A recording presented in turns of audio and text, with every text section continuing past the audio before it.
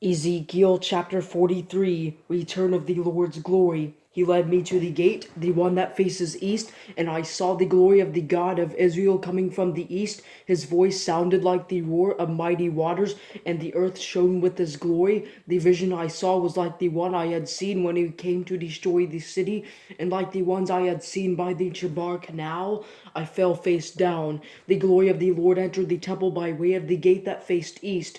Then the Spirit lifted me up and brought me to the inner court, and the glory of the Lord filled the temple. While the man was standing beside me, I heard someone speaking to me from the temple. He said to me, "Son of man, this is the place of my throne and the place for the soles of my feet, where I will dwell among the Israelites forever. The house of Israel and their kings will no longer defile my holy name by their religious prostitution and by the corpses of their kings at their high places. Whenever they placed their threshold next to my threshold and their doorpost beside my doorpost, with only a wall between me and them, they were defiling my holy name by the detestable acts they committed. So I destroyed them in my anger. Now let them remove their prostitution and the corpses of their kings far from me, and I will dwell among them forever. As for you, son of man, describe the temple to the house of Israel, so that they may be ashamed of their iniquities. Let them measure its pattern, and they will be ashamed of all that they have done. Reveal the design of the temple to them, its layout with its exits and entrances, its complete design along with all its statutes, design specifications, and laws. Write it down in their sight so that they may observe its complete design and all its statutes and may carry them out. This is the law of the temple. All its surrounding territory on top of the mountain will be especially holy. Yes, this is the law of the temple. The altar. These are the measurements of the altar in units of length, each unit being the standard length plus 3 inches. The gutter is 21 inches deep and 21 inches wide, with a rim of 9 inches around its edge. This is the base of the altar.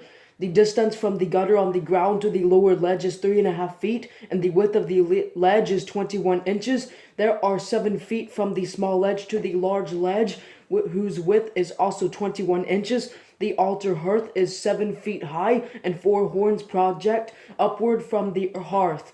The hearth is square, 21 feet long by 21 feet wide. The ledge is 24.5 feet long by 24.5 feet wide, with 4 equal sides. The rim all around it is 10.5 inches, and its gutter is 21 inches all around it. The altar steps face east. Then he said to me, "Son of man, this is what the Lord God says. These are the statutes for the altar on the day it is constructed, so that burnt offerings may be sacrificed on it, and blood may be sprinkled on it. You are to give a bull from the herd as a sin offering to the Levitical priests, who are from the offspring of Zadok, who approach me in order to serve me. This is the declaration of the Lord God. You must take some of its blood and apply it to the 4 horns of the altar, the 4 corners of the ledge, and all around the rim. In this way you will purify the altar and make atonement for it. Then you must take away the bull for the sin offering, and it must be burned outside the sanctuary in the place appointed for the temple.